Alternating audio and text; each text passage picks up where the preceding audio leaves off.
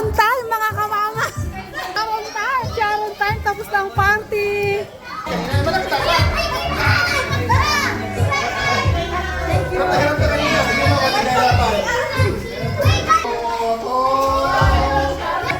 Magtitira tayo. Ganito ang mga Pinoy dito. Pag tapos na ang party, ay magsha-sharo na. Sharon time. Sharon time mga kamama. Wala kayong ligtas sa akin. Ayan.